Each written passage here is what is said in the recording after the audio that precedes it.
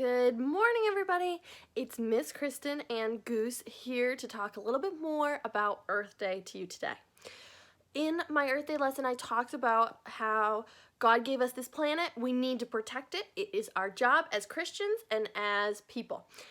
And Goose and I are now going to show you 10 tips that we like to use in our home to make a little bit of a difference in our eco footprint. Now, like I said in my Earth lesson, some of you guys are probably so good with staying green already, and most of the tips I showed you, maybe you even do or know. Maybe you could even share some tips with me after this is done, or maybe you learned something really cool that you didn't know before. So let's just go through it really quick. They're just 10 simple, easy tips I do, because sometimes we think to ourselves, well, I'm just one person, so nothing I do is really gonna matter, but if everybody said that, nothing would get done. If everybody thought that what they did mattered, then we would change the world. So we always want to act like what we do has an impact, because it really does. You ready to be a green detective and help us figure out what the 10 tips are?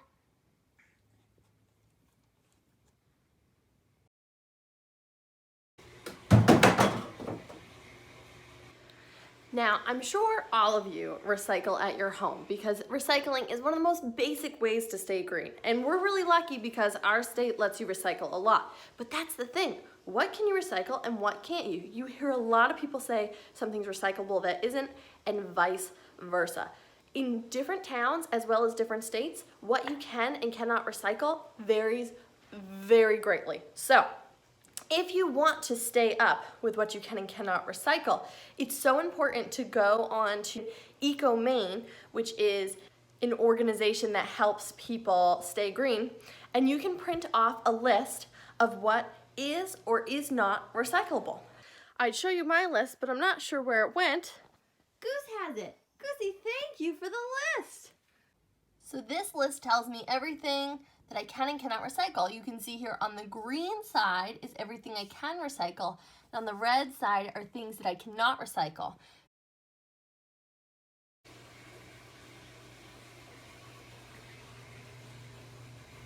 All right, now our next green tip is composting.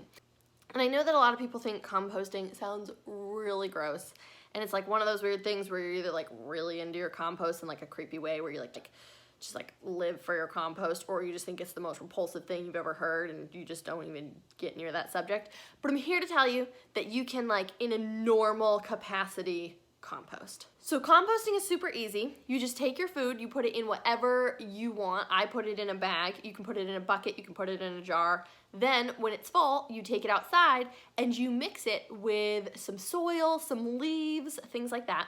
And you kind of turn it. If you have chickens, you can let them just pick through it. They'll kind of turn it themselves. And it'll heat up and it'll turn into the really nice, rich, fertile soil. And if you have a garden, you can use that to fertilize your garden and help it grow.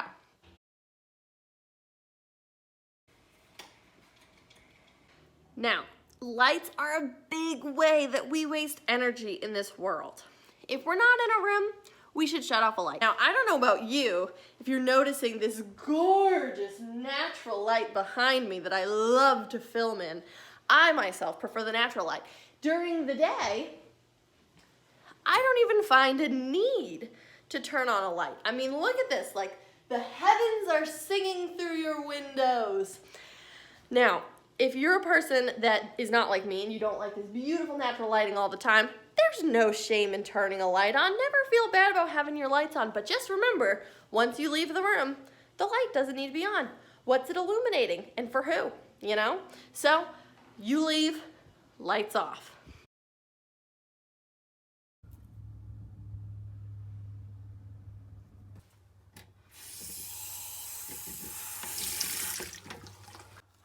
Okay, everybody, we are brushing our teeth here. Oh yeah, getting in there good with our eco-friendly bamboo toothbrush. But that's not the tip. Our tip is,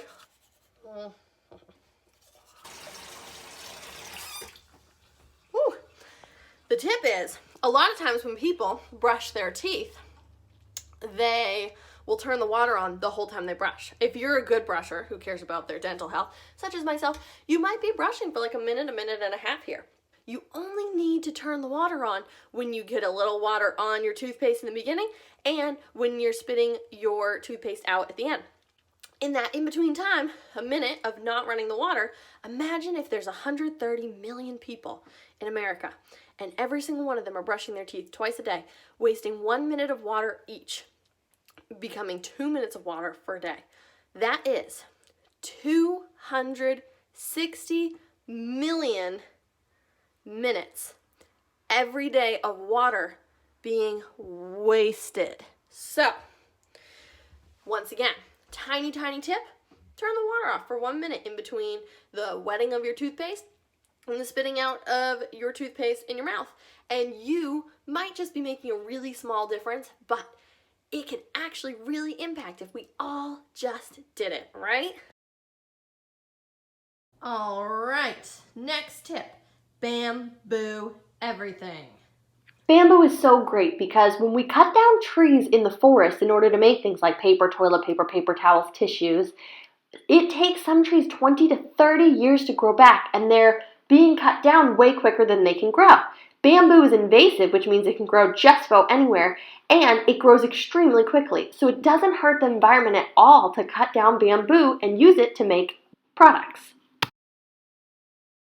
I'm sure that when all of you help your mom and dad shop at the Hannaford, Shaw's, Whole Foods, etc., that you're all bringing your own reusable bags, which is fantastic. I don't even have to put that in as a tip because we are all great about this, right? Mom and dad just keep them in their car, boom, ready to go. You don't waste plastic. But my question is, have you ever seen these babies? These are the little produce bags that when you're shopping around the produce aisle and you go to put like an avocado or some broccoli in, you grab one of these little plastic things, whoop, rip it off, and you use it. Then you go home and you put them in the produce section of your refrigerator, and then you just toss those aside, right? Throw them away. Those are the bane of the environment's existence. So how do you change that? Well, think about it. Just imagine this, everybody. Let's just pretend there is 300 grocery stores just in Maine, which there's probably more than that. I don't know. Let's just say there's like 300 different types of grocery stores in the state of Maine, okay? Let's just pretend that like 300 people go to a grocery store in a day, which also there's a lot more. So let's say every person takes one of those every day that they shop. That is so many. Think about that. Now take that and think about the entire country. And of course, the numbers are higher than that, right? So, and some people too, they will only put the same vegetables in the same produce bag. Like all tomatoes go in this one, all broccoli go in this one, because somehow they don't get along if they're in the same bag. So what do? You can also get your own reusable produce bags. Look at these babies that you just whoop, cinch it so that your stuff stays in the bag. These are great. You can get 2 or 3 of these, and you can pop them right in your reusable shopping bag, and that way, when you go to the grocery store, you are equipped with the tools you need to go in and out of that store without an eco footprint. Why, hello, chicken friends. Chicky whoop whoop whoop whoop whoop whoop. Chicky whoop whoop whoop. Whoop whoop whoop. Kiss the ring, Hillary.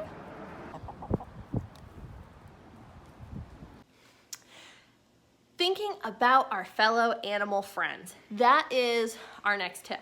So like I said in our Earth lesson, one of the responsibilities God gave us when God gave us this world was to take care of our animal friends that also live on this world with us, right? So think about all the times we buy chicken eggs and cheese and milk and meat, and we don't always think about the animals that comes from them. Now, we are omnivores, right? So we eat veggies and we eat meat. So it's okay to eat animals. But when we're taking eggs from chickens or, dairy from cows or whatever, wherever, be thinking about how those animals are being treated. There's a lot of animal cruelty that goes on in this world, which is just horrible. If you can help it, try not to support that. The way that I try not to support that is I have some chickens in my backyard who lay my eggs for me so that I can have some great eggs in the morning, and in return, I give them a fantastic life. You don't, of course, have to have chickens in order to love the planet, but when we go to the grocery store, sometimes it's good to look at like cage-free, or what happened to those animals before those eggs came to us. Crafts are so much fun. I love crafts, but crafts can be kind of bad for the environment. Ask yourself, how many times have you made a craft that you then immediately threw away, lost, or broke? I ran a summer camp called the Da Vinci Experience Summer Camp, and during the summer, I would say about 60% of the materials we use are completely recycled materials. In fact, I store all of my recyclables that are clean and good and would be good to be used for crafts in my basement, to the point where I look like a hoarder. I'm sure you guys do a lot of crafting, so one of the best places to find craft inspiration and supplies is your recycling bin. All right, everybody. Next tip is wrapping paper. I love giving gifts, and I certainly love getting gifts too. But sometimes I think about when we wrap a gift, especially around Christmas time, think about all of the wrapping paper that you buy, and then you wrap a gift. It wraps for like, I don't know, like let's say anywhere between a few days and a week before someone opens it. They rip into it like a gorilla because they're so excited to see what you're gonna give them. And then sometimes the paper gets thrown away, sometimes it gets recycled, done. That paper got such little use.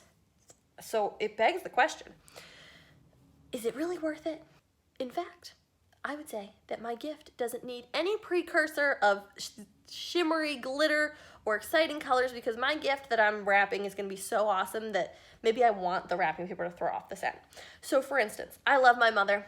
Oh, I love her so much. She's a great woman, and I'm so excited to give her a Mother's Day gift. But do I need to tart up her gift like flashy, acting like it's the best thing ever? No, the gift will speak for itself. So what will I wrap my mother's gift in? I will wrap it in Shaw's coupons, because I'm not the biggest fan of Shaw's, so I usually shop Hannaford. Shaw's coupons, my mom will see it. She'll be like, I'm thrown off the scent. Maybe she's giving me those little Monopoly pieces so I can win some sweepstakes, and then she's gonna rip it open and she's gonna be like, ha-ha! Actually, that's a great gift. Now, I've actually, because I lowered the expectation, the gift actually seems better. So, I also sometimes get boxes that have bubble wrap, or they have packing paper or whatever, and I like to save that, and I also like to wrap gifts in that.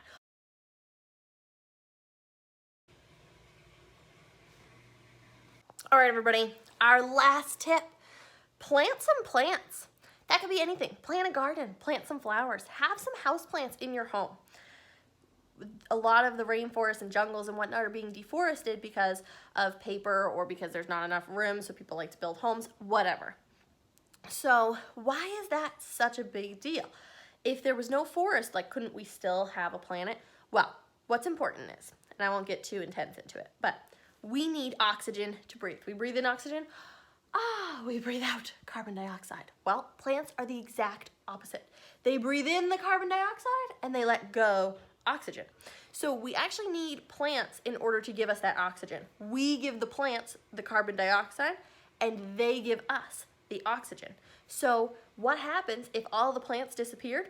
Well, we breathe in all the oxygen, we breathe out carbon dioxide, but then there's no more oxygen to breathe in because nothing took away our carbon dioxide and gave us back oxygen. So it's so important for air quality to be around plants. In our own backyards, we can create beautiful, amazing air quality and give back to the earth by planting.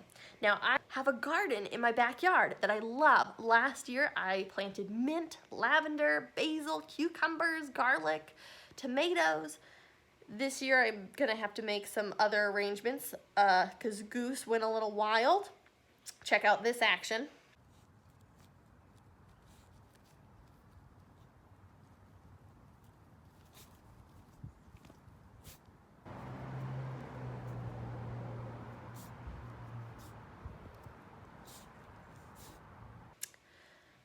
So yeah, that's where my garden was. I think this year maybe I'm gonna have to make some changes. We'll see what happens.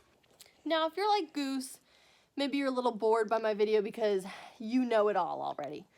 Goose is just so green. Yeah, and he's yawning at my video. He's saying, Mama, I already know. You don't have to keep telling me. And maybe you feel the same way. Maybe everything I just told you, old news.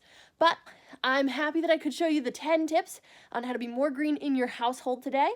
My next video is going to be on Mother's Day and what we can do for our moms right here at home. And I'm going to be incorporating some of those green tips in our crafts that we might do.